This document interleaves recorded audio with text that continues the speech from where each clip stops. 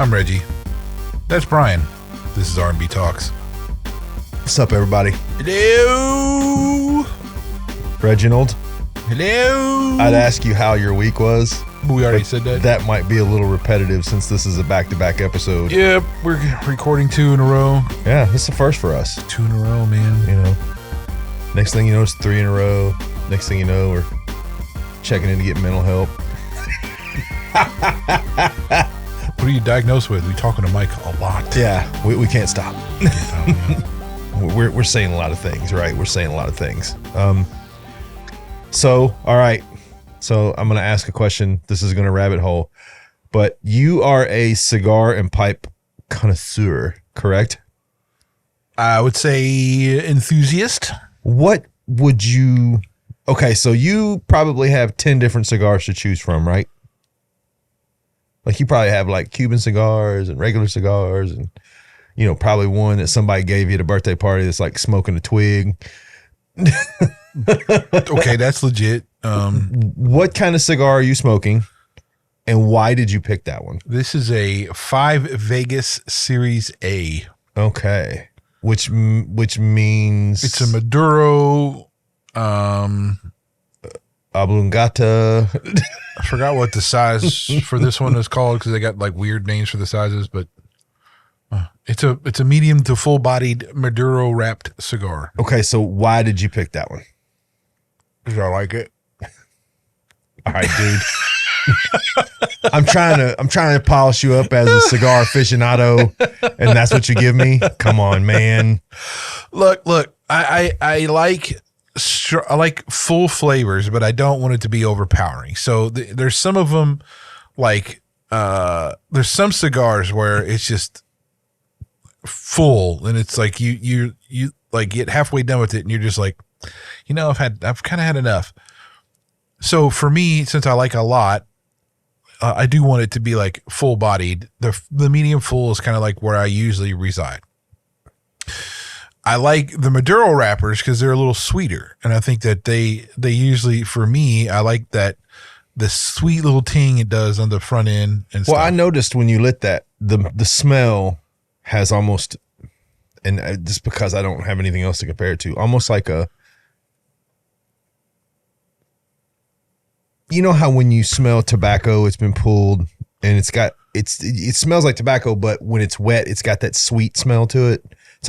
It's a really good smell. That's the kind of smell that's hitting me coming off that cigar. I mean, look, cigars like this are handmade. They got aged tobacco in them. They're long fillers. There's a bunch of things in there that make it to where it's not it doesn't smell gross.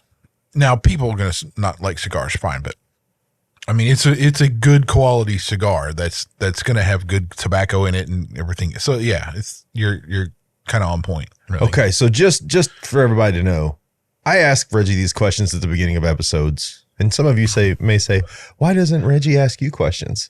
That's an easy one to answer. I don't have any hobbies.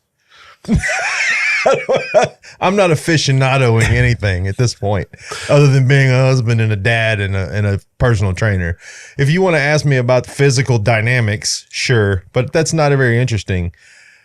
This is interesting because he knows the things that make him like the things, right? Brian, underneath all that Brian-ness, there's a hobby that's just waiting to come out. I know, but I don't know. I'm betting basket weaving. It's possible. Like I'd like to look at you and be like, no, I will never become a basket weaver, but stranger things have happened, right? All right, so here's another question. I'm afraid. I'd never smoked a cigar before. Mm-hmm. Actually, that's not true. I did one time at a bachelor party and I cacked up a lung, but that's probably because I tried to inhale and that was a little much. You don't do that. If I was a beginner and I was like, I want to start smoking cigars, where would you start me? Okay. The question would be, are you a former cigarette smoker or not? No. Do you have like preferences in what you like to eat? Do you like stronger flavors? Do you like sweet flavors? I like very bold flavors. Very bold flavors. how long do you want that cigar to last? See, I didn't even know that was a factor. Your first one really isn't so much, but it can help though with like what that may be. Cause like you can get a cigar goes, hour and a half, 2 hours. Like, now your first cigar would never be that, but that does say like where to try to get you to, right? Yeah. So, but usually the first cigar, if you say I like bold flavors, I'm still going to do like a light to medium body kind of cigar. And that's usually going to be something, and I would do like a traditionally, maybe like an Arturo Fuente or like a Macanudo or something. They have a couple of them, like something like that are like, okay. The lighter medium cigar. They'd probably go that way. It just depends on where you're at too, because there's if you have a local smoke shop that's like reputable and like pretty good, it would just be like one of those where you just go in and have to figure it out. But because you're not just going to go online and order one cigar. That ain't going to happen. Are you going to like try different ones?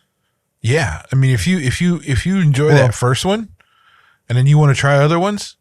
So, cause this is what I would say is like, you go to a local shop if you have one and find something that, and usually they'll have some advice too, but find one that's like not very, that's light on the body, maybe medium.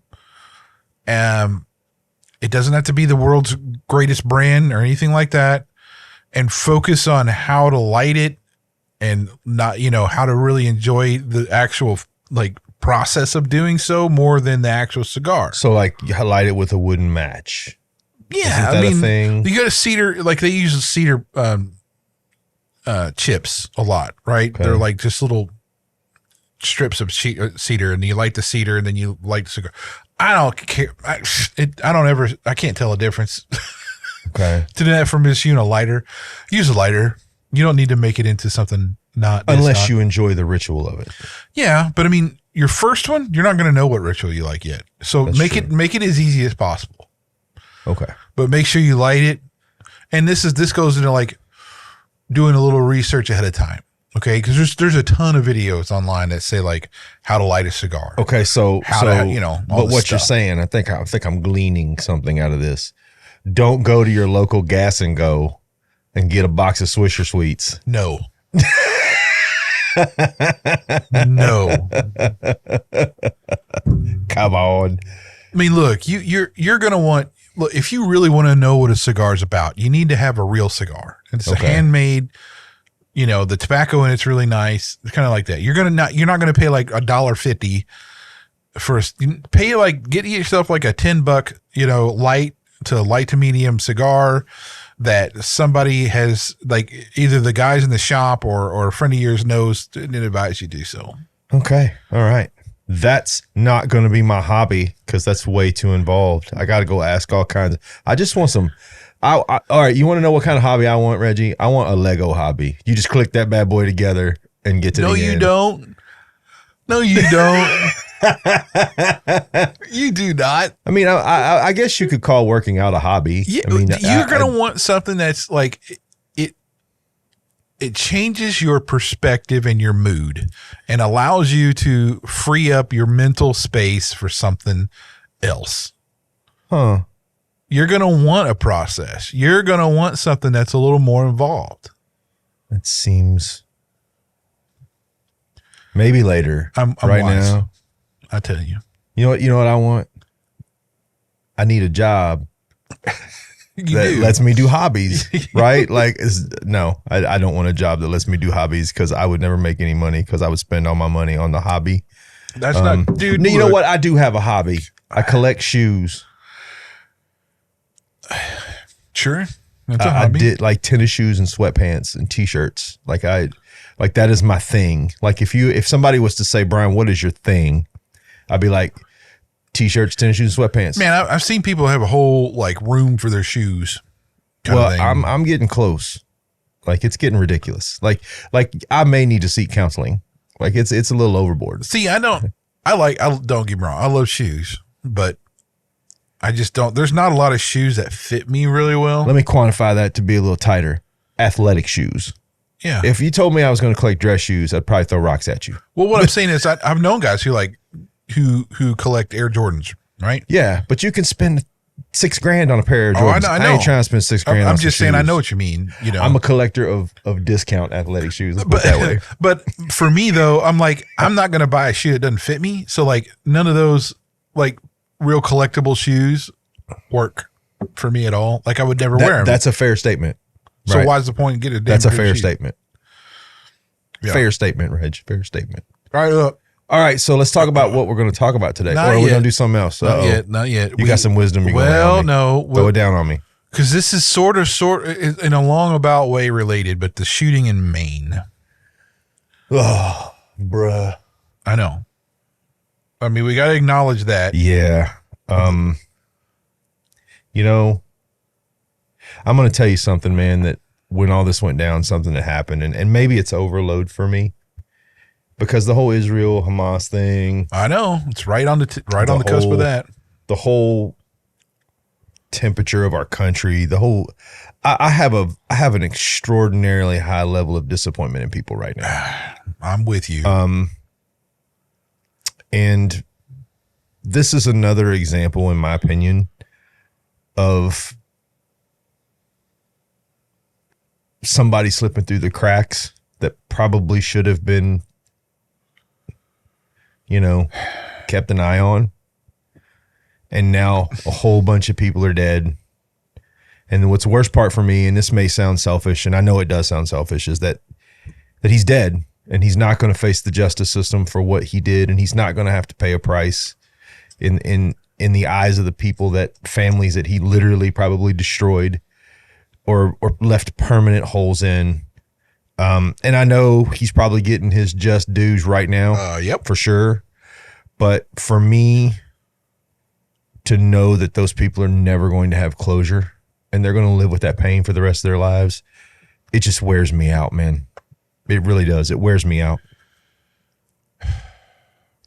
Here's my thoughts, man. Look, people, and this is what I think, because of the way our culture is, that we're creating more psychopaths and psychological disorders every day. For sure. I think more and more people are just going nuts just because of the way our freaking culture is in a lot of places. It's maddening. Yeah. And I think it's even more, I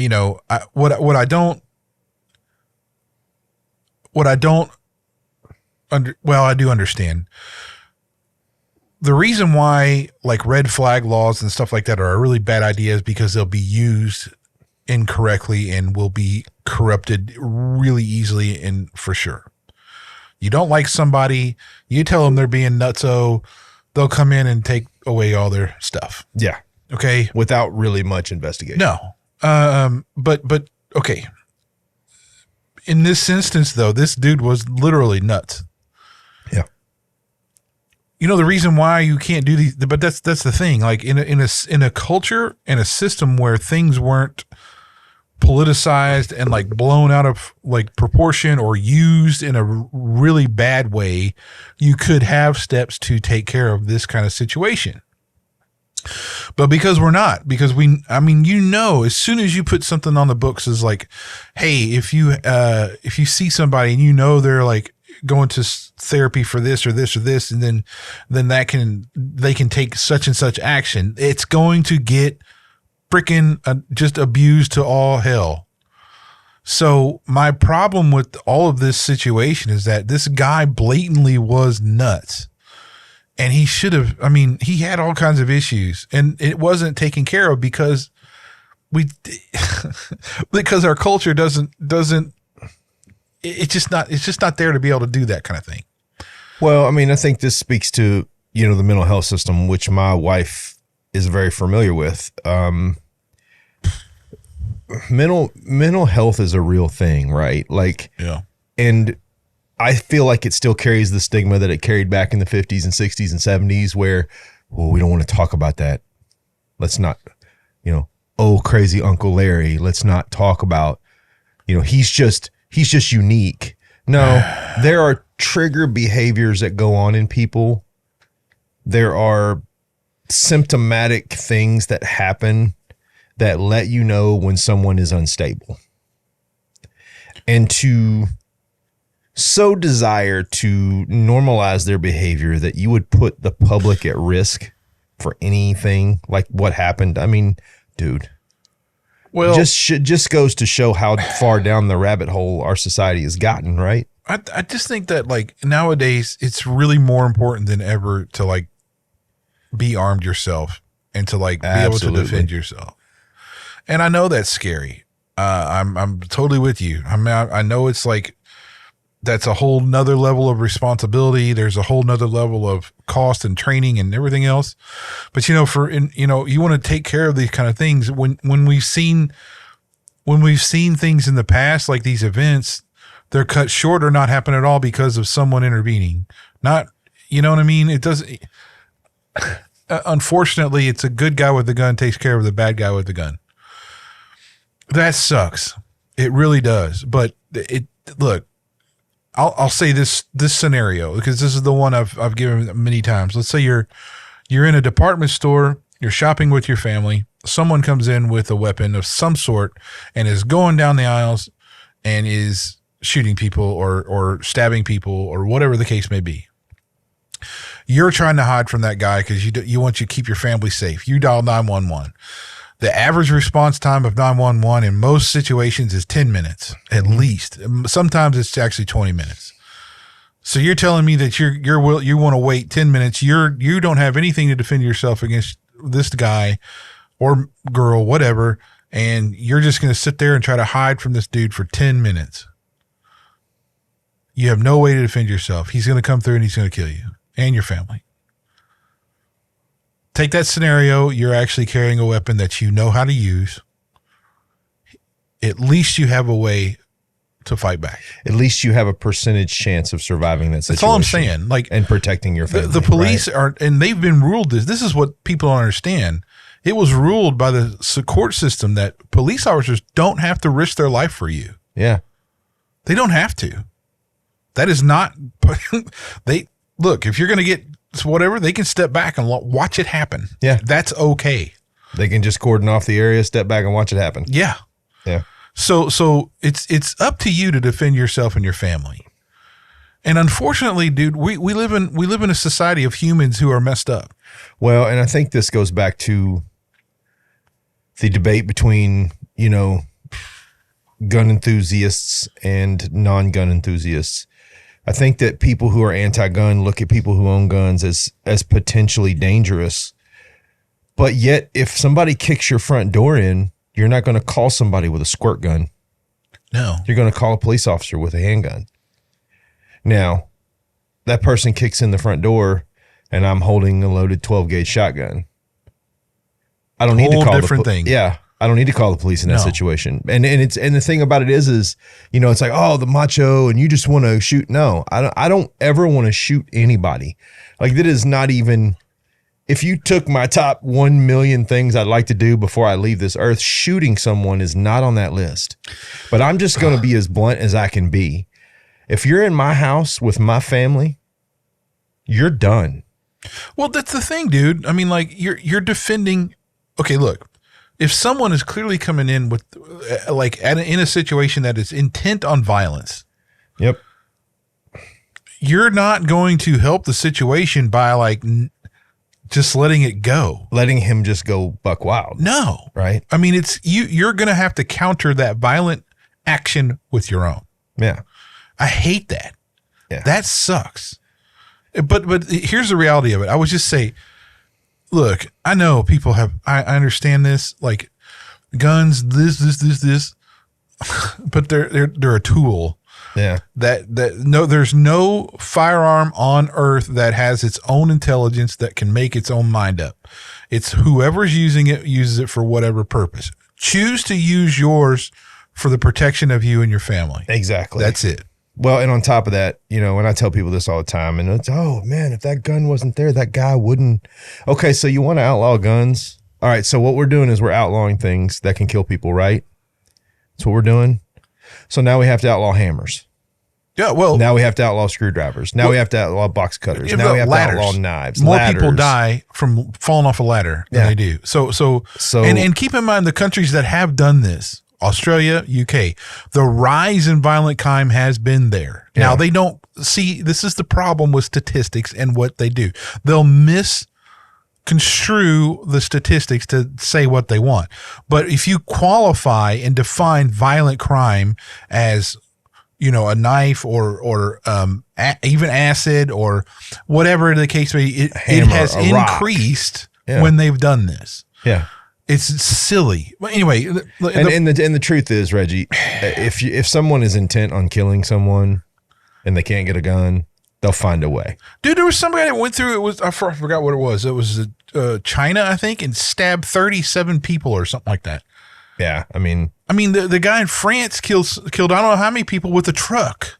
It's just unfortunate because, you know, this speaks very directly kind of into what we're going to talk about today, which is a subject super passionate to my heart. But before we get to that, we need to hear from our sponsor, Reggie. Let's hear him. Okay. Are you a small business or solo entrepreneur looking for more of a presence online? Technology is ever changing, and with more and more people spending most of their time on screens, it's important to have your brand out and about, getting the most exposure possible. Worried about not having a big budget for website design or social media? At Edwards Managed Technology Computer Consulting, we cater to every business or solo entrepreneur's individual needs to come up with a plan that works for your product and your wallet. Interested in learning about how we can manage your online presence so that you can spend your time doing what you love to do instead? Visit www.emtcc.net to make an appointment or give us a call at 1-888-551-2770. Mention R&B Talks for 10% off your appointment. Remote and on-site options available. So the thing that's like in common between like stuff like this is that when we talk about bullying, there's definitely some psychosis that's going on to actually, you know, even get to that point. Yeah. So when what do you have in mind, Brian? What's your thoughts on getting us started on let's first start with, let's get a clear understanding of the types of bullying that there are. And I believe this, and this comes from McMillanHealth.com. And we will post this in our episode. But there are 4 major types of bullying that goes on. One is physical bullying, which is when someone uses their body or a weapon to hurt or scare another person, right? Yep. Then there's 2 is verbal bullying, when someone uses words to hurt or scare another person. Okay. Then there's 2 newer categories. Yeah. And number 3 is social bullying, which is when someone tries to hurt another person's relationships or reputation, which seems to be a really common form of bullying nowadays, right? And then the 4th one is cyberbullying, which is a verbal or social bullying through instant messaging, social gaming sites, email, texting, or social media. Now, if you're going to get down, and I'm going to speak very, very clearly about this because I feel some kind of way about this subject. If you're bullying in any form, you are the weakest person in the room. And let me tell you why I say this. You know, I grew up, I hated bullies, right? I didn't have a whole lot of problems with them. I'm a big guy. I could take care of myself, right? My son has been through some bullying as of late, which, whole different subject. But really where the bullying has started to really bother me is this, I'm going to call it leftist garbage bullying, which is, you know, you don't agree with me.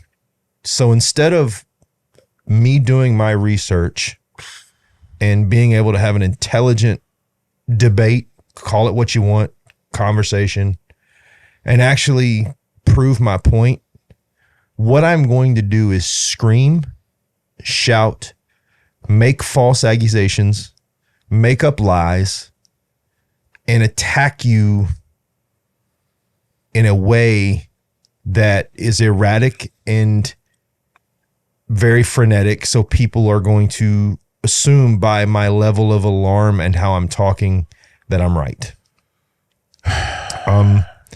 You know, I remember the Kennedy Democrats, right?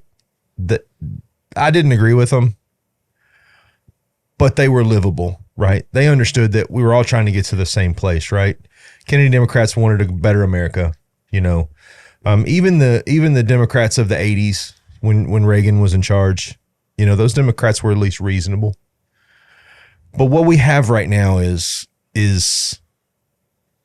the antithesis of what the Democratic Party was at one point, which the Democratic Party is responsible, let's be truthful, for a lot of hot garbage that went on in our past. But it seemed like they came to reasonable a little bit there for a while, and now they've gone right back, but they've gone in the complete opposite direction, right? And it's this, I mean, look at the condition of our government. The left is trying to bully. They're trying to assassinate character. They're trying to, you know, make, I mean, I'm going to say it and she can say whatever she wants. Ocasio-Cortez lies every day.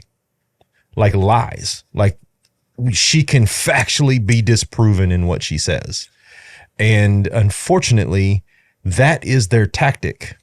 Tell enough lies where you can't discern the truth and bully people into your way of thinking. Okay. I think a really great example of that is when the Supreme Court justices. Yes, absolutely. I mean, they tried to tear them to bits. Yeah, man. Every chance they got. I mean, it was exhaustive. Yeah. And it was like, it got so much where I was just like, you know, I just turned it off. I just didn't watch any of it. Right. It was just like, no, I don't. And then it got to the point I just didn't believe a single word. Yeah. So even if it was true at that point, you wouldn't believe them. No, anyway. Wouldn't have, no. Think of the tech companies though that have taken action against stuff like Russell Brand. I had this whole thing. They almost took his stuff down. I think I don't remember the details now, but I mean, just because only one of his social media sites, and I'm sorry, I can't remember the name of it, actually stood up and was like, "You don't have any proof of what you're saying, so we're not taking his content down." That was Rumble. Rumble, that's right. Yeah. Rumble. But I actually admired him for that. Like, you don't have any proof.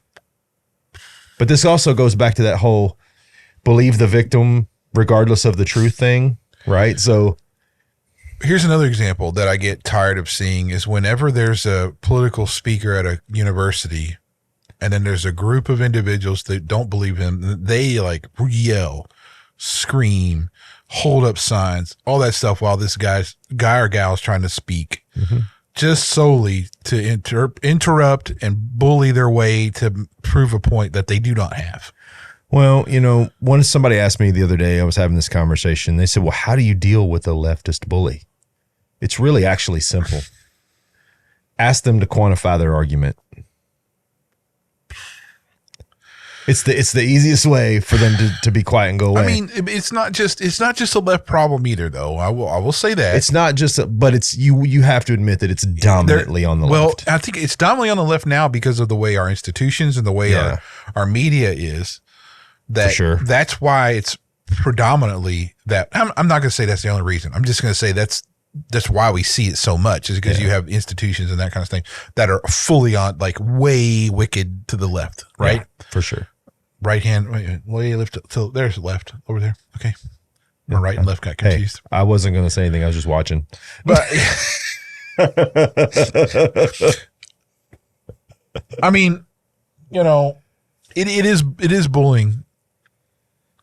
I'm going to take it back to, though, my own experience. Okay. I was bullied a bit when I was a kid, but only a bit. Nothing really that that really affected me for years and years and years. Yeah. I know when I got in high school, though, there was a guy that tried. And I had made a friend with this one guy in PE, who was in the special ed class, who was, I mean, had kind of done some really bad stuff, right? Yeah. But I helped him out with something. It was just like a weird I just helped him out, right? Nothing big. Yeah. And I can't even remember what it was. I was in PE and this dude came up, was really trying to get in my face. And here comes this guy. And I thought, oh, he's going to jump me too. He steps in front of me and was like, you have a problem with him, you have a problem with me. And he beat that dude down because he goes, you helped me out, so I'm helping you. Yeah. And it took a bully to stop a bully in that situation. Now, flash forward to I'm an adult. My little girl's in kindergarten. She's in the car driver line. I'm coming to pick her up. I come in there and I pull in there, and here comes my little girl, 5 years old, bawling, so upset. And I'm like, what happened? And the teacher runs out, says, there was a situation. We got it taken care of.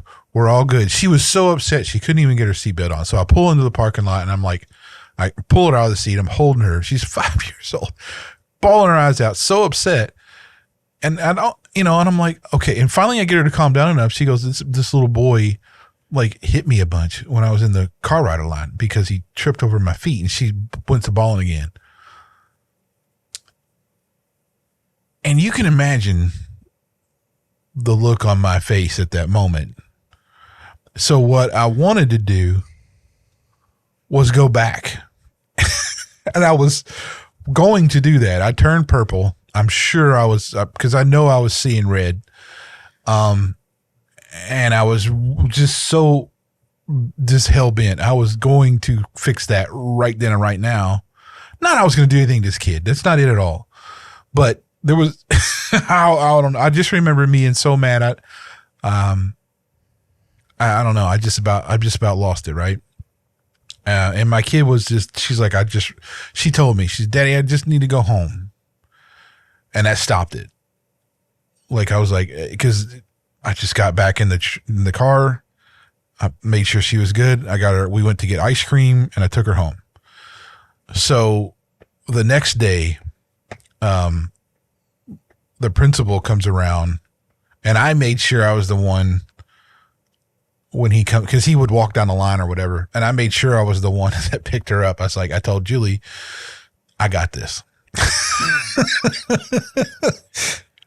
And I told the principal, I was like, hey, did you know this happened? He goes, yeah, we're looking into it. I said, buddy, this really needs to get handled. I said, my girl's 5 years old. She's in kindergarten. This better get handled, because this is insane that she would be put in a position to where she gets bullied. And then for the next day, he goes, yeah, we're still, I'm looking at the tapes, or I'm going to look at the tapes tomorrow. I told her, I said, look, tomorrow, if I come back to here and you have not looked at the tapes and there's not been anything done, I will find out who this kid is and their parents, and I will take care of this myself. I ain't dealing with this. No. I'm not going to, obviously, look, violence is not what I'm going to go for here. No. But I will hold their parents as responsible for what that kid did to my daughter. Yeah. Okay. Yeah. Well, thankfully, the next day he goes, Mr. Payne, we've taken care of it. We found out, we got all this. I said, he said, well, how'd you do it? He goes, I can't tell you, but we took care of it. So I never knew what they did, but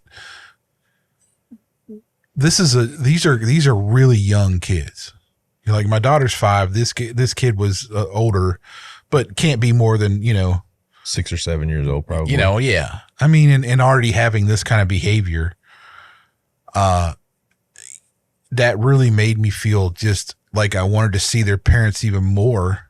Yeah. Just so I could just say, what are you doing to this kid? Well, I think that goes back to my next point about bullying. There's a couple of things I want to talk about, but the first thing I want to talk about is bullying is learned behavior, period. No kid is born a bully, and if you have a bully kid, if you follow the trail, you're going to have a mom or a dad, or maybe a close uncle, right, that is responsible for a lot of that behavior. And no, people don't like to hear that, dude. But I'm sorry. If you have kids and you're on top of having kids and your children, I know my sons, if there's something going on, you're going to know. You're going to be involved. You're going to get a sense. So one of the things that I would say is a great cure for bullying is we need to start at home. But the second thing is there are real consequences to bullying, and I want people to understand and know this. Yale University did a study. Okay. And there's some disturbing stuff. And this is not about, now what I'm about to tell you doesn't count for elementary school, middle school, high school. This is college, at the job, as we're older. We've seen a million cases of it, right? One, they're going to, on a very high percentage, have lower grades in school or performance on the job due to, self-image issues and confidence issues. Yeah. They have a greater risk for depression and anxiety throughout life. Well, according to a long study, victims of bullying face higher risk of depression up to 36 years after the bullying happened. That's right. I have that stat. They are more likely to have migraines and physical ailments from stress and anxiety. Yes. All their life, too. That's not just when the bullying is going on. They have a 70% higher probability to abuse drugs and alcohol. Now, tell me that's not scary, right? And the last one that is so telling is bully victims between the ages of 10 and 65. That's a big range.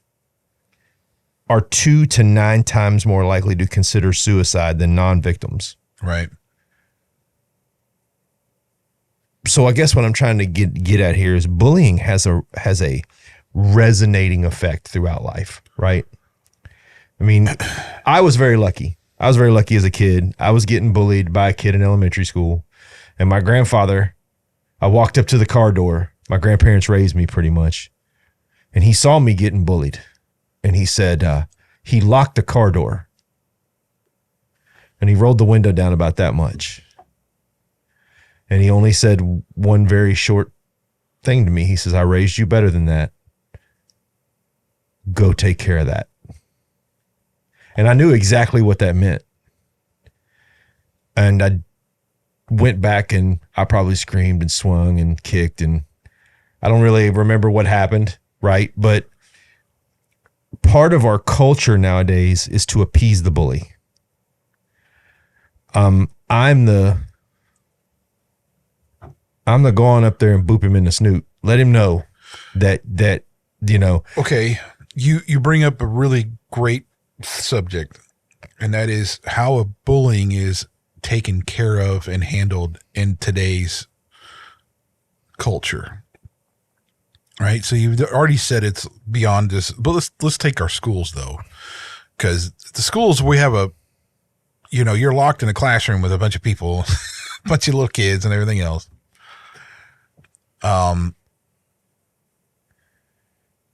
It's not handled well at all. Yeah. I mean, they got all this anti-bully rules and everything else, but they're really restricted on what they can and can't do. Well, and I'll say this to what you just said, right? A lot of schools claim to be anti-bullying schools, but none of them are bully free. But when you ask them what they do to deal with bullying, it's just hot garbage. It is. It's just hot garbage. It's not. It's dancing around what's happened in hopes that it will disappear so you don't have to do anything of consequence. Right. So Nick Freitas, in one of his little shorts Instagram things he did, he actually said it really well. Like when a child is being bullied, they don't want that bully to be scared of the principal. Yeah. They want that bully to be scared of them. Yeah. Being scared of the principal goes only so far. But if you're scared to bully that kid, you're cutting it off, right? Yeah. So, I mean, this is what I told my daughter. Well, we homeschool our girls now, but this was actually part of it because we weren't going to deal with this nonsense. Because we said, if you get bullied by somebody, you do something about it. I don't care what the teachers say. I don't care what the principal says. If you got to swing at them to get them to stop and that cuts it down, I said, don't just hit them once, put them down. Yeah. And they're only like 6 or 7 years old. And I'm telling all this, so it's not like it. But it's still though the philosophy is this for me. I understand that bully, whoever that is, has got to have some stuff going on. Yeah, there's something going on in there. I know several instances I've seen up close and personal, right? So, but you still, regardless of that, that does not mean you become this victim and don't stand up for yourself and let this long period of where effects are going to really harm you. Yeah. Put a stop to it. Stand up for yourself. Now, I think the real, let's take schools out of it because honestly, they're not going to do crap. Parents need to be doing stuff about this. And I'll say this, you got to know your kid. So, and this is the thing, I don't think now, because I think it's a lot more isolationist kind of thing nowadays. There's not a lot of people close to your kids other than you as a parent. Yeah.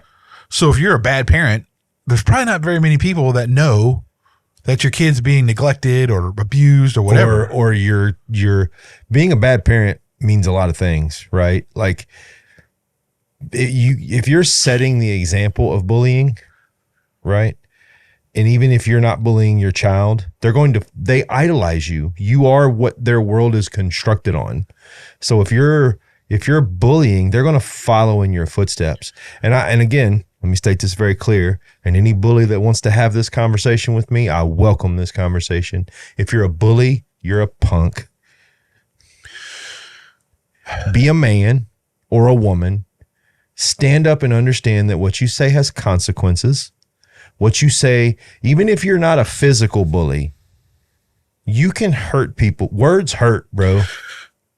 Here's another story. I was playing drums for this cover band, right?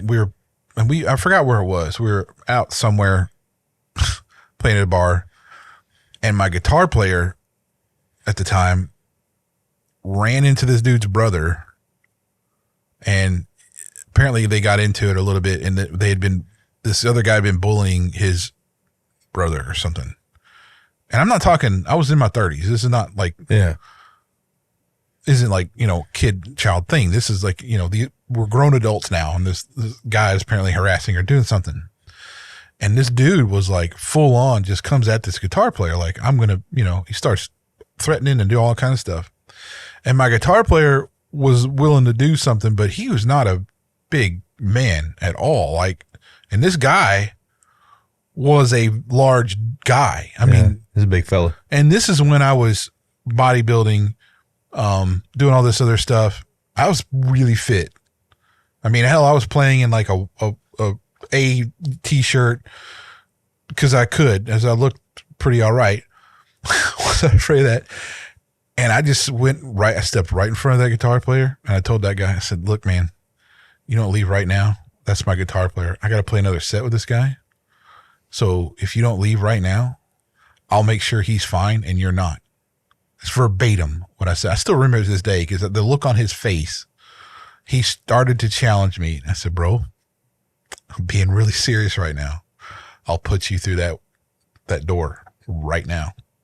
You want to walk that way or I'll put you through it. And I guess he saw the look in my face and he said, he starts mouthing off and was backing. He went out of that bar and I told the bartender, I said, can you make sure he's not allowed back in here? We don't welcome that. And he said, yeah. And so there was an off-duty cop that was outside the door, escorted the guy out. But I do not respond well to threats. Yeah, neither do I. Or a bullying thing or whatever. If I'm with you in a situation and somebody tries to do something with you, I do not respond well. Well, yeah. I mean, and here's the thing too. And that's here's my point. Yeah. If you have to take a stand, whether you're a kid, a teen, a college person, a professor, whatever, you need to be able to take a stand. Yeah. That doesn't mean come to violence all the time. I mean, there's other ways. When you're an adult, there's lots of other ways you can take care of the situation, but take care of it. Yeah. I stood up for myself many a time, knowing in that situation that my odds of winning that battle was probably pretty low. But you have to draw a line for respect, a line of respect. You're going to respect me. You might be bigger than me, and in the end, physically, you might get the best of me. But I'm still going to stand up for myself. I'm still going to defend myself. I'm still going to take pride in who I am, right?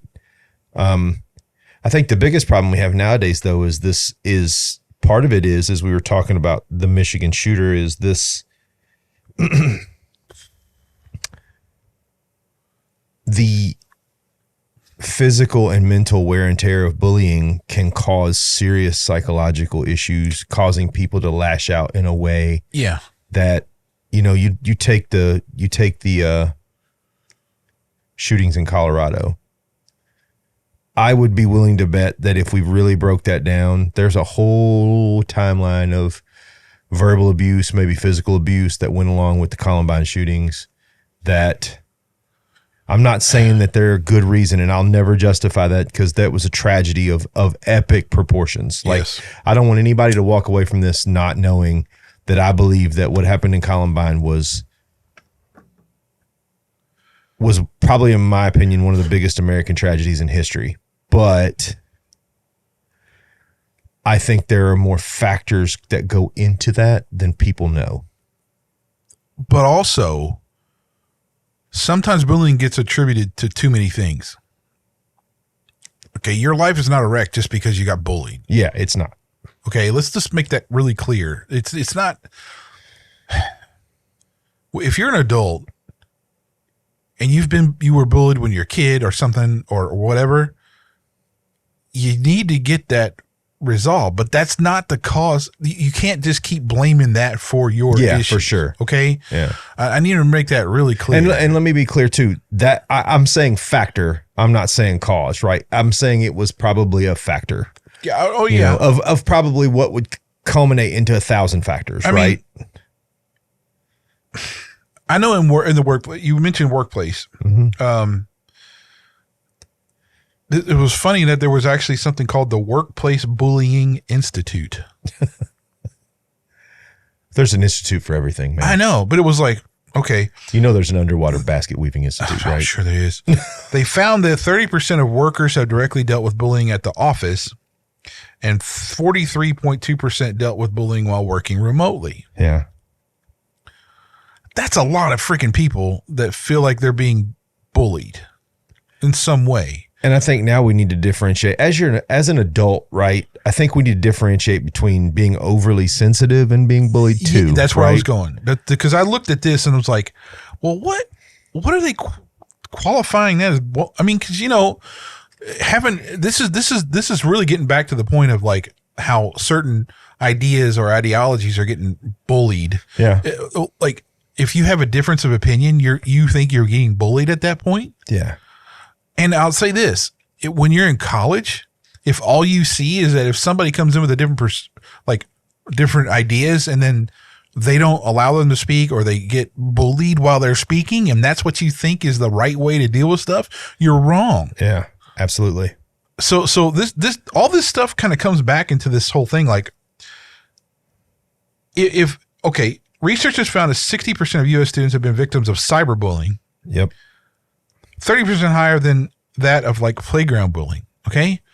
So if we look at everything going, okay, well, now, not only nowadays do we have just like the physical kind of playground bullying, as they say here, but you got a whole lot all this other stuff like in the cyber world that people are getting bullied to now, which is more prevalent than ever. I mean, this just leads to like how we as parents need to like really help our kids protect themselves or like just be able to deal with things themselves, dude. Like you can't have your kid be online and stuff and not like have these conversations about how to deal with somebody or what to think about like a bully situation or something. I think that's really key nowadays, man. We gotta have our own kids. If you gotta have these conversations about what to do, how to think about it, all those kind of things. Cyber bullies especially, because somebody can get online, man, anymore, and they'll like Photoshop you're a picture of you into something else it's deeply offensive, or hell, I've seen OnlyFans accounts be created for adults that they just Photoshop their faces onto other people and stuff. Yep. I mean, this is the reality we live in nowadays. That's horrible, man. Yeah. It's gotten so out of hand. I struggle with technology in that area, right? Like, I get a lot of good things out of technology, a lot of ability to study and grow as a person, but let's not be coy about it, right? Technology is a weapon when made to be one, right? And you can use that weapon to really, really damage people, right? And by doing so, I feel like you openly admit to the physical capability of damaging people, right? Like, yeah, it's very, and that's why I get worried about things like AI and stuff like that, because I feel like that's just another weapon in the sliver, right? Someone will figure out how to do it, right? Yeah. Like, if there's a way to do it, there's a guy in his basement with his hoodie on in the dark trying to figure out how to do it. We have people that are adults that are stalking teen and young chat rooms to try to find sexual victims. Yes. If you got that going on in the number we have nowadays, there's not much that's not possible with that kind of stuff. Yeah, it's very sad. I mean, in dealing with the situations that I've dealt with my son lately, the saddest part to me is not the bullying part. I realize that, you have to establish yourself in the hierarchy in a way in school, right? That's just part of the rite of passage, right? Well, but it doesn't have to be, but it is. It is. I don't like it. I hate it, but it is. But the thing that bothers me the most is the absolutely inconsequential way that it was handled by the adults around them. Well, yeah. Like nothing has been resolved. No. Like nothing has been resolved. Like, there's been no consequence. There's been no, and that's the sad thing for me is, when I got in trouble when I was a kid, there was consequence and I had to pay that price. So I knew inherently that if I made a bad choice and I got caught in that bad choice, that I was going to have to pay a price for that. Nowadays, because of this whole, this whole societal, well, they are as they're built, right? Like, well, that's just who they are, which let me be clear, favorite phrase of all time, hot garbage. You teach your kids when you are in this situation, the way to handle themselves and that there's consequence. And that comes from a parent who, instead of wanting to instill values in their kid that makes them a credit to society, that you want to make them blameless. So let me say this. I think more than likely you have to understand that your child is eventually going to be bullied. Yeah. So as a parent, to help them grow into adults that don't have these long-standing issues, teach them how to deal with it. So cyberbullying is different. Like, a playground bully is actually pretty simple. Yeah. You got to stand up for yourself and just put them down. Yeah.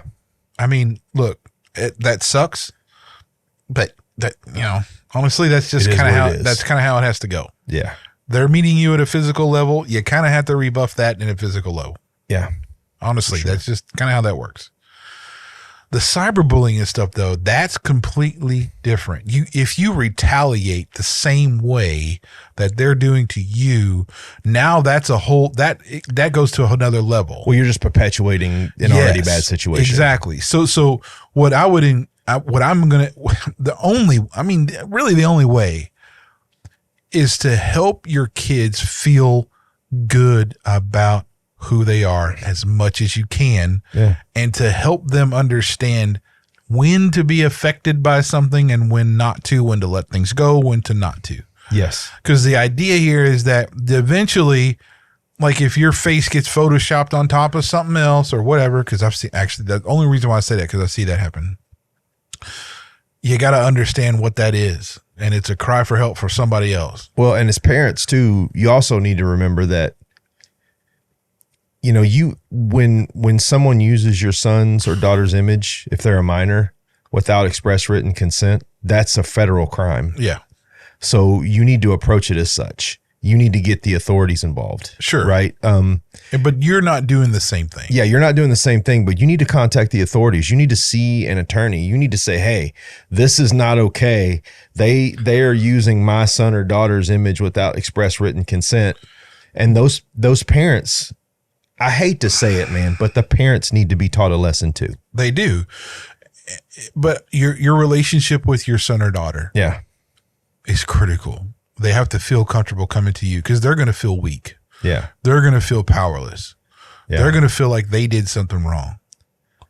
And that's where you as a parent, if you've done your damnedest to be there and to stand up and to like raise them up and everything else, that's where it's going to pay dividends. Yeah. Because I'm telling you, man, if it got to the point where your relationship was not so great, or they didn't feel really comfortable talking to you or something, then they're going to hold that in, and that's going to create like all kinds of problems. Now, on the other side of that, if you're a parent, how do you know if your kid's being a bully? So here's one article said they're prone to physical violence. Mm-hmm. Coming home with items that don't belong to them. Yep. They have difficulty expressing feelings or understanding others' feelings, which I think most teenagers would fall into that category. Their social relationships marked by conflict or aggression, rough or aggressive in their social interactions, unwilling to accept responsibility for their actions. That's just one psychological article that pointed that out. But you got to know your kids. I mean, and also too with the cyberbullying, you need to be policing that. Yeah, you need to be able to access. Yeah, you got to have things monitored through your house with firewalls and with restrictions and with there's some software I used to run on my son's laptop that took screenshots every so often and reported every website they went to and all the time they spent on such and such and such. I kept, man, it was kind of exhausting because you'd have to like look at that. Like, yeah. Ugh. But I did that for a reason. I wanted to know everything, right? So you got to take these steps, and there's tools out there to help you with the cyberbullying thing. There is. Well, just to know what your kids are doing, right? And then when people get to an adulthood and they're doing these type of things, I guess if you're being bullied by somebody and you're an adult in the workplace or something, I guess the first realization that needs to happen is that these people are broken. There's something's going on. They've gone this far in life and now they're still doing this. That doesn't mean don't take care of it, but it just means that you need to realize that there's a lot more going on there than just that. Yeah. And that these people really need some help. Now, you need to protect yourself as to not be a victim. So there's definitely workplace laws and everything else in place to do this kind of thing. You don't feel like it's a bad thing for you to go to HR and say, hey, this is what's going on. This needs to be taken care of. And if it's far enough, you go to the authorities with it. Yeah. Don't listen to look, I know this for a fact. Do not think that you don't have a legal or a criminal way that you can do things. The corporation is going to help make you think that it has to contain into their environment. That's what they want, so it doesn't get exposure. They want to handle everything in house. But you really need to understand that that's not your only way. Yeah. Now, if they handle it in house, the guy gets fired or whatever, and go, okay, that's fine. But I'm just saying, if they don't do what you need and they keep going on, and then you need to go beyond that. And that's the truth of it. And don't be afraid of it, because there actually is laws on the books to protect you from those situations. Well, and we've covered kind of adult bullying but there's another kind of bully. The government? No, they're not. I don't think they're smart enough to bully people. I think they just do crazy stuff. And the IRS sure does. Yeah. But there's another bully, and this one really bothers me, but it's more on an applicable basis. It's the older individual that thinks by yelling or screaming at someone that they'll get their way, or by being condescending or overly aggressive that they'll get their way. And that to me is the most hands down pathetic form of bullying that exists.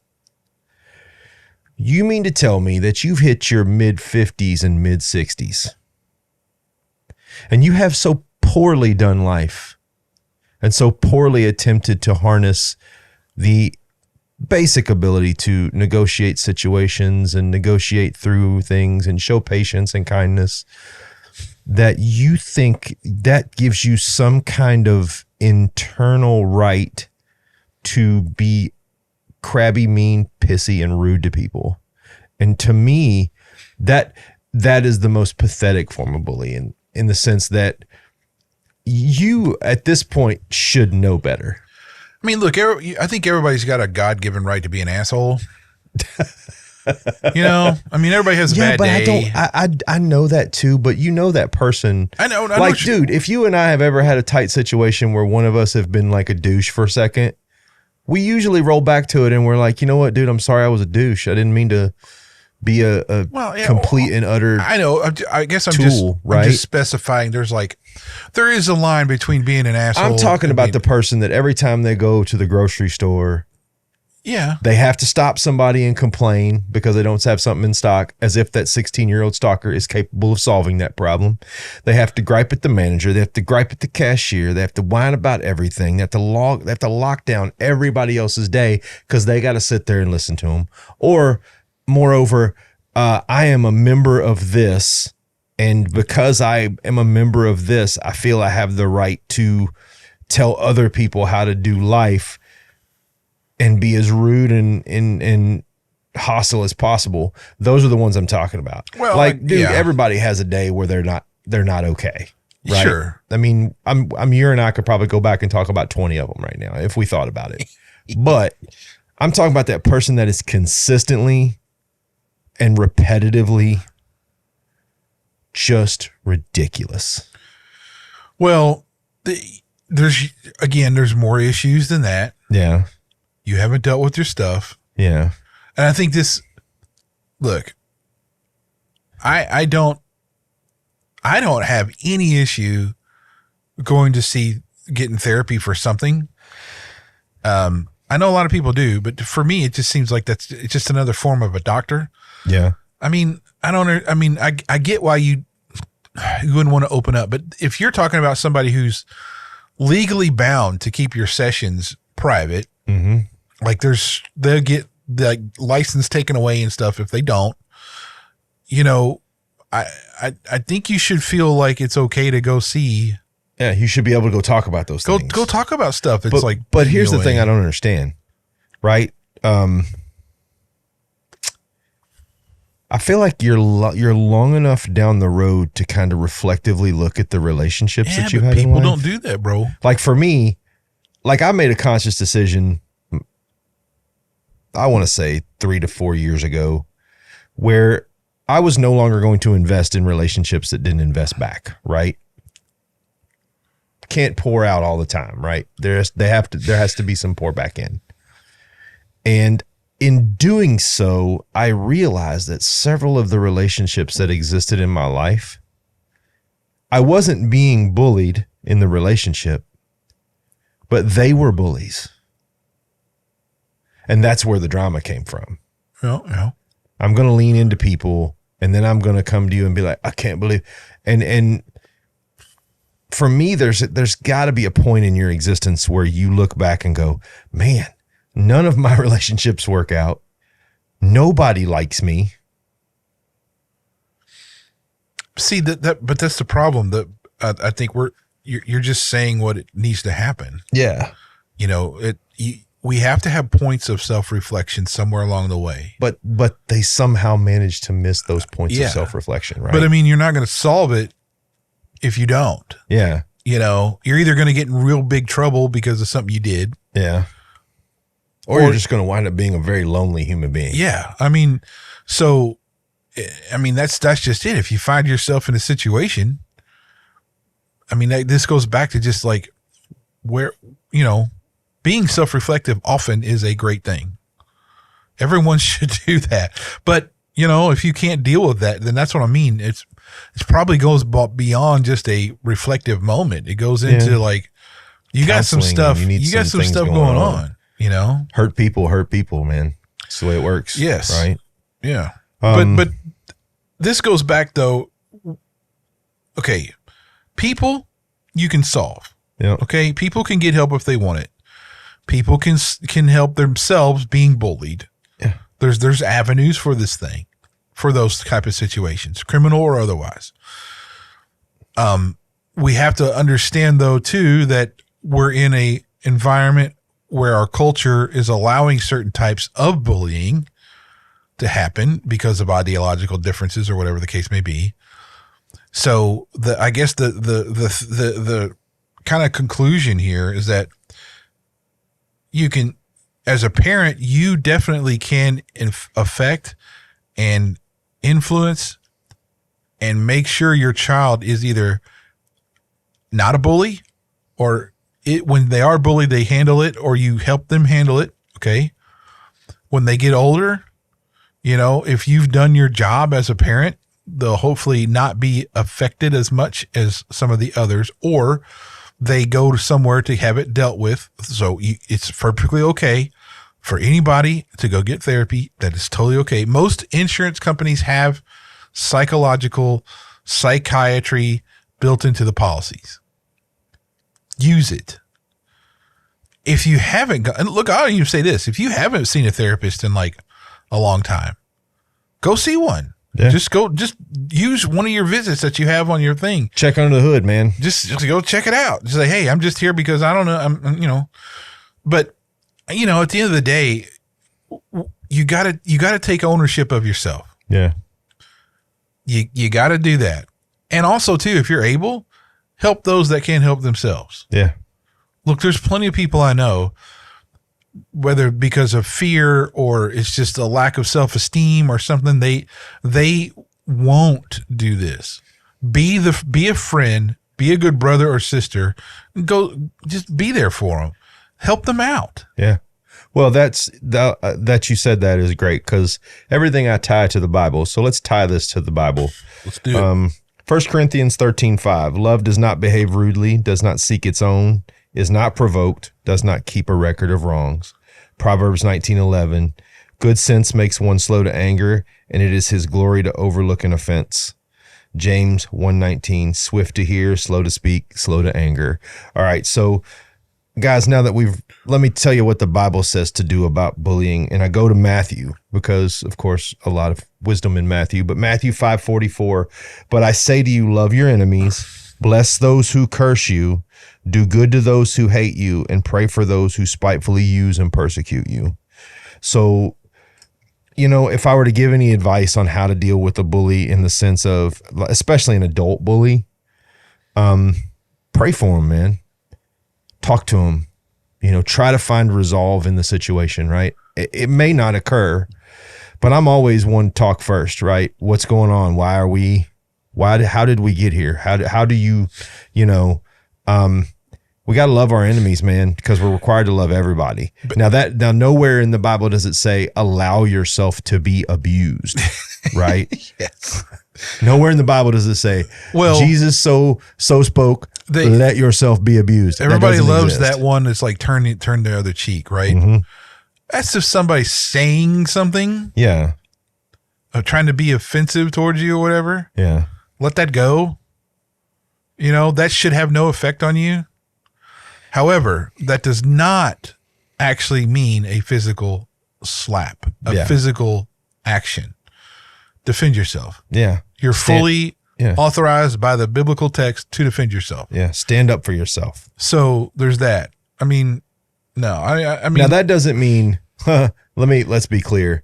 That doesn't mean like if somebody says something and you let it offend your heart to just go up and mollywomp somebody. No, that's not, no, but if you're attacked physically, defend yourself. Right. But also remember, and I tell my sons this when they deal with people who are very abrasive, I always tell them, I was like, you don't know what's going on inside that house. So have a little grace, right? Exactly. Understand that, you know, people can say a lot of things.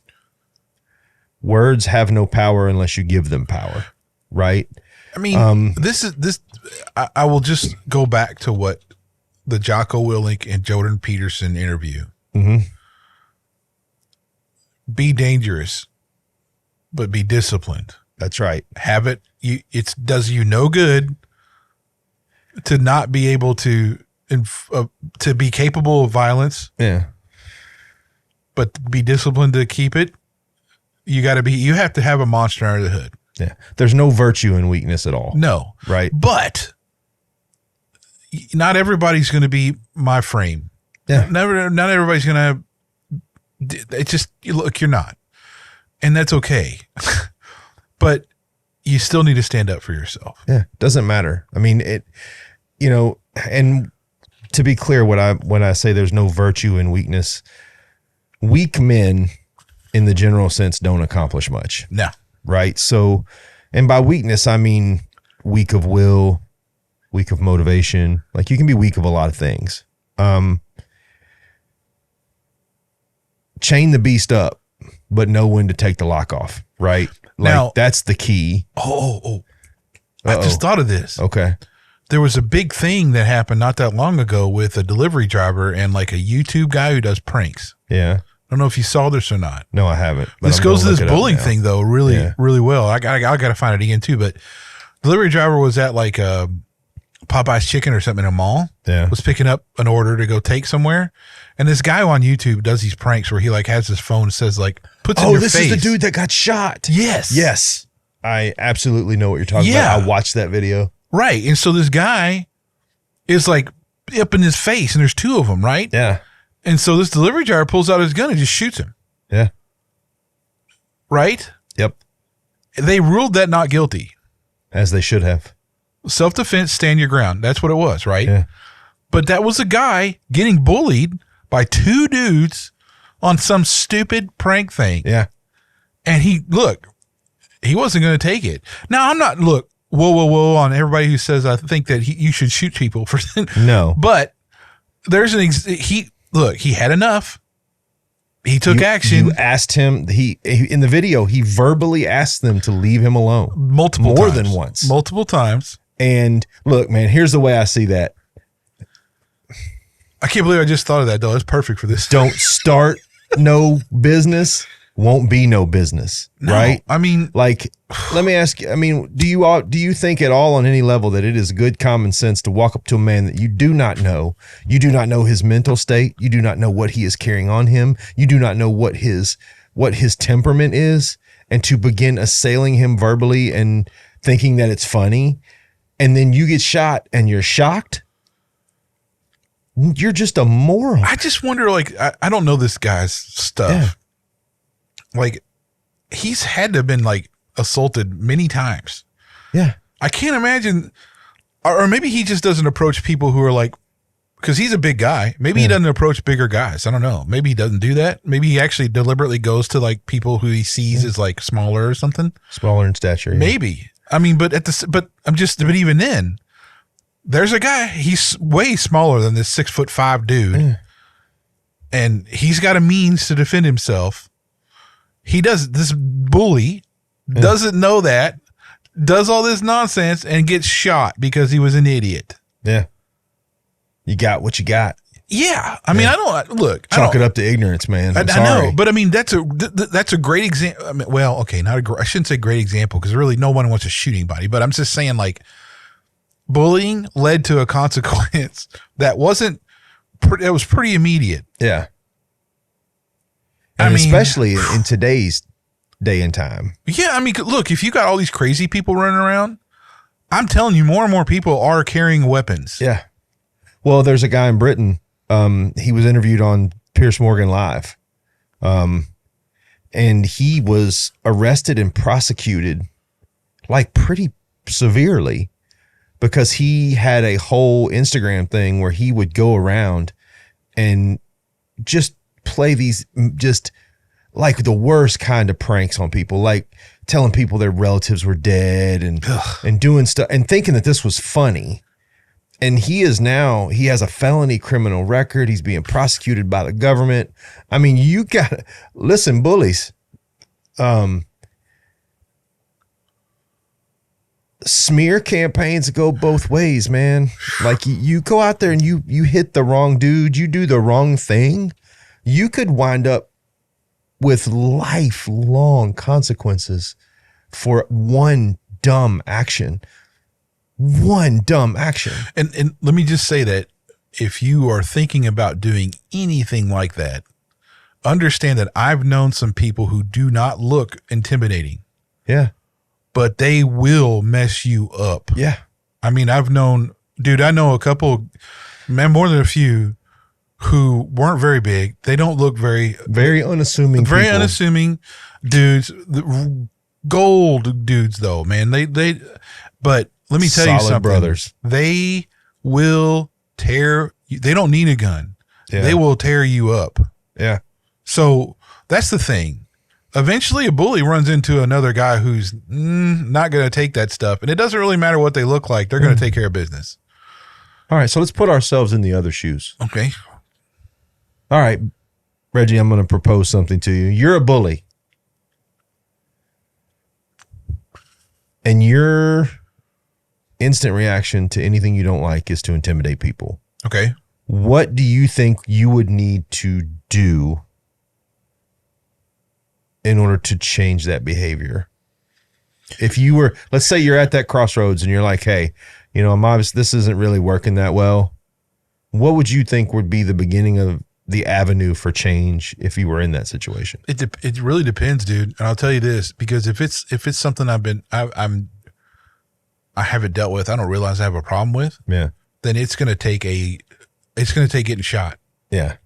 It's going to take something really big. It's going to take taking a pretty wicked beating. It is. You know, there's some little guy who's going to have to literally knock my stuff back in place. Okay. Or something, right? It's going to have for me to realize I'm not as big and bad as I thought I was. You know, thankfully, look, I'll just say this. Thankfully, when I was in school, I was not a big guy. Yeah. When I was in school, at university and stuff, I was not a big guy. So I didn't grow up with a big guy complex, right?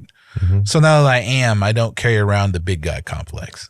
Yeah. But there's a lot of people who I think would be that way, you know, unless they've, you know, grown up and matured and, you know, realized they're not any different than anybody else kind of. But yeah, it would take something big, dude. I think if I was in that situation where I'm just over and over in my head, I'm just like, I can do whatever I want. Matter of fact, last time I went to a metal festival up in Connecticut, actually, I knew a record guy who had got me some tickets and stuff because we were talking to him about a deal or whatever. This has been a long time ago.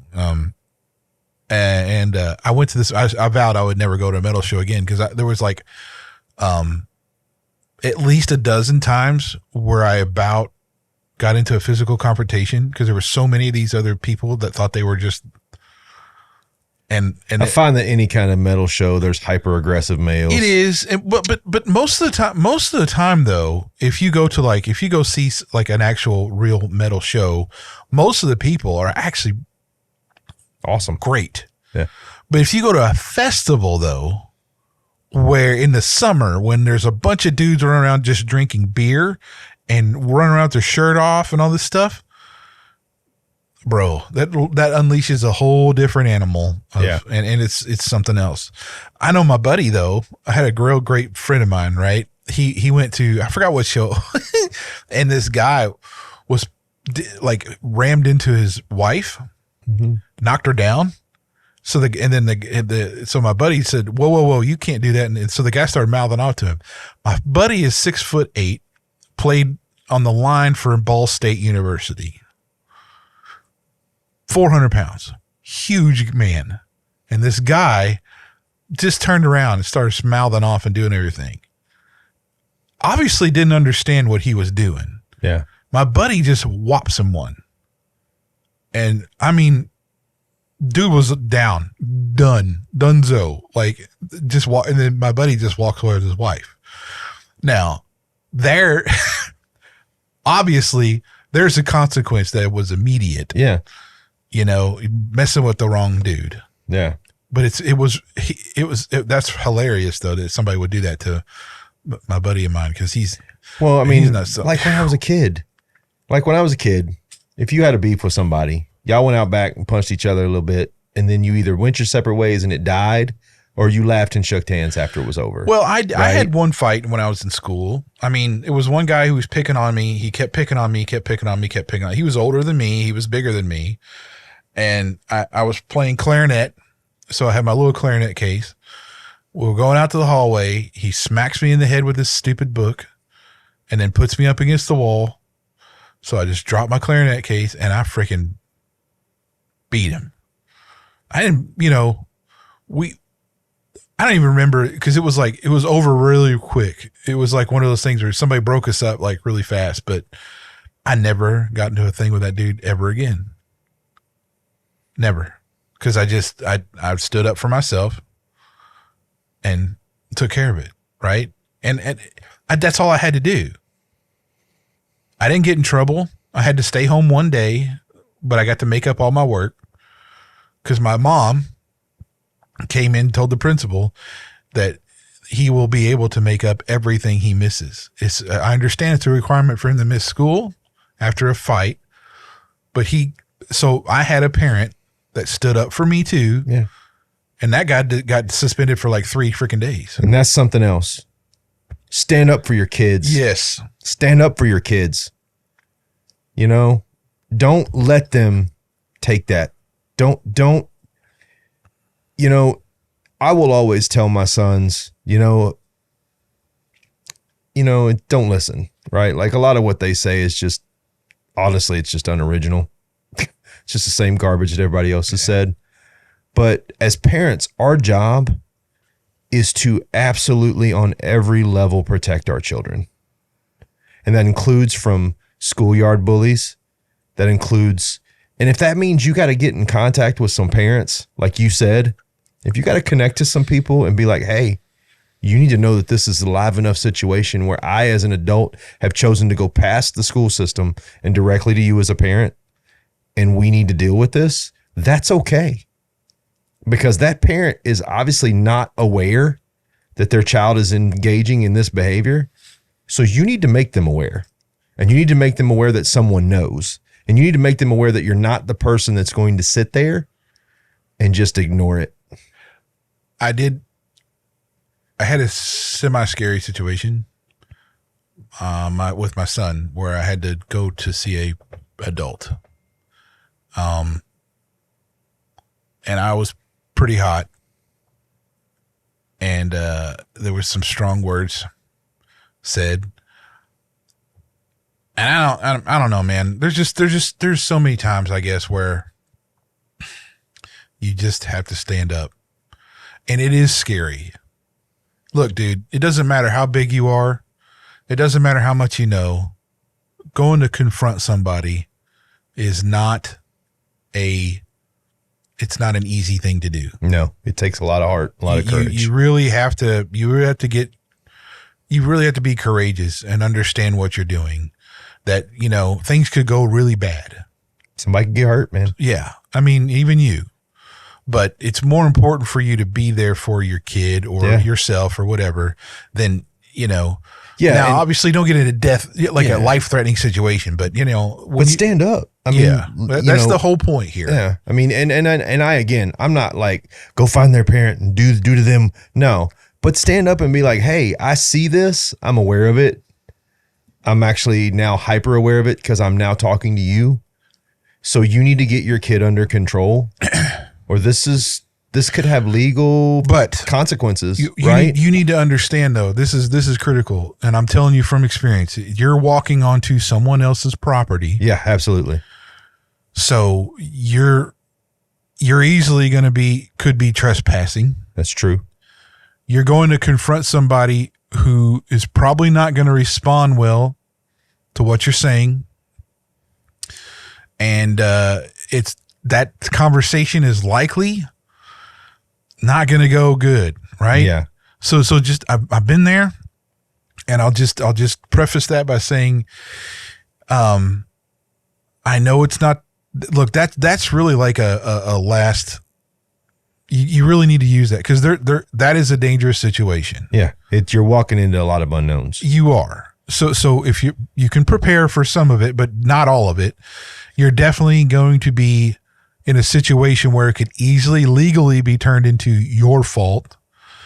But if it's a situation that's big enough for your kid or whoever, then you need to accept that, though. I guess this is where I'm going with it. Every action now has a legal consequence or an opposite and equal reaction. Yeah, I mean, so they could have. In my situation, there was no weapons drawn or anything like that. Frankly, I was surprised I was able to keep my cool enough, to like have a conversation. But it did, and it worked out okay. But that could have easily not been that way. Yeah. So, I mean, I just want to we've talked a lot about standing your ground and standing up to people, and bullying has consequences, but the reality is that standing up to bullying has consequences. Yes, it does. It does. And here's what I would really, if I was to give you, kind of drawing this to a logical conclusion, if I could give you 3 pieces of advice on how to deal with a bully. Advice number 1 would just be, if someone has if you have one bad situation with somebody, that's probably not a bully. That's probably just somebody who was having a crappy day. Yeah. Let it go. If you're having a repeated situation with somebody who's taking or attempting to take advantage of you, stand up for yourself, tell them no, try to deal with it on your own,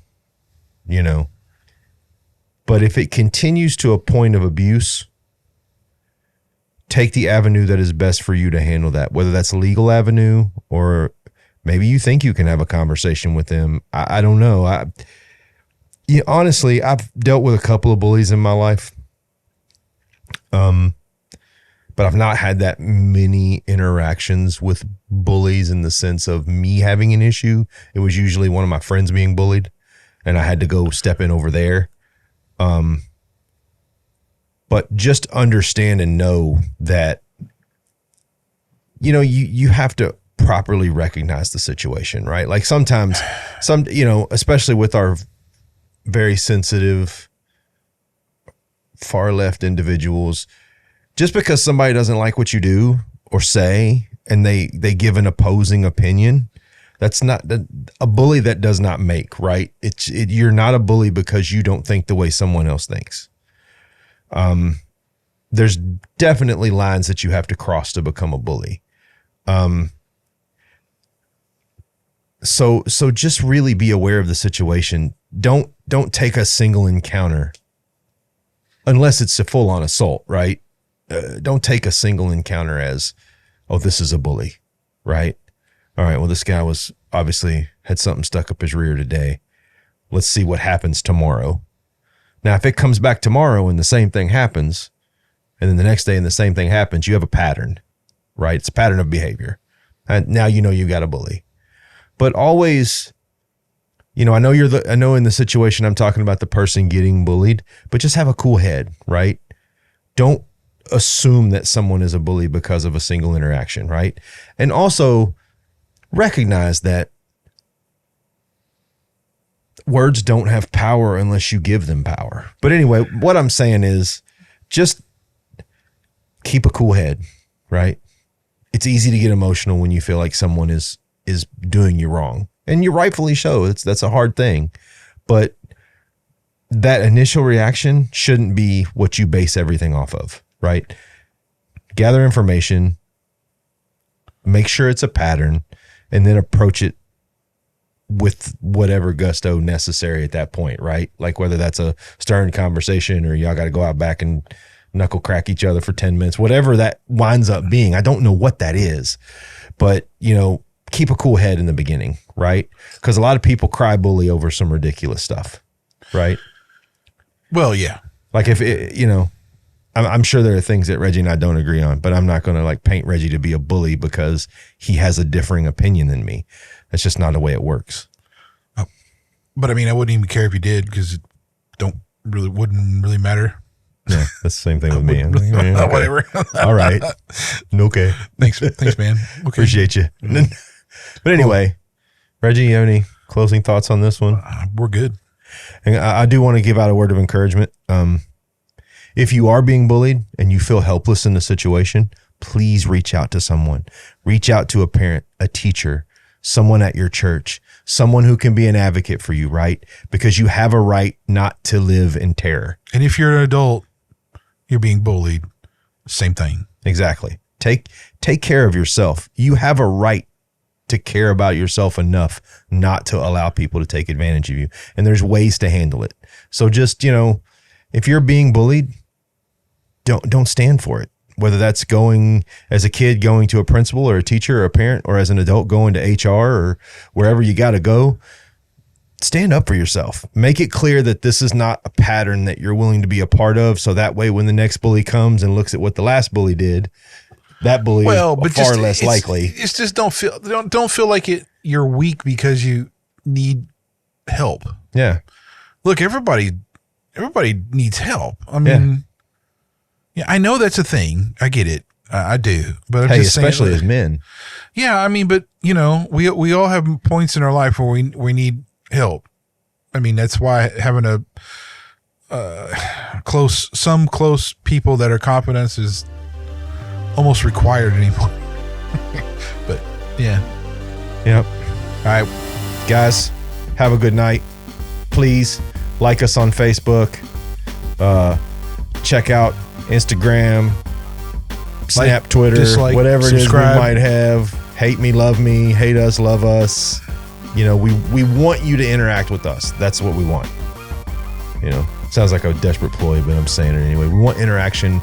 We want you guys to respond. We want to be in the discourse with you so that we can have this conversation with you, right? It's the purpose of what we're doing. R&B Talks. We're out. See you guys.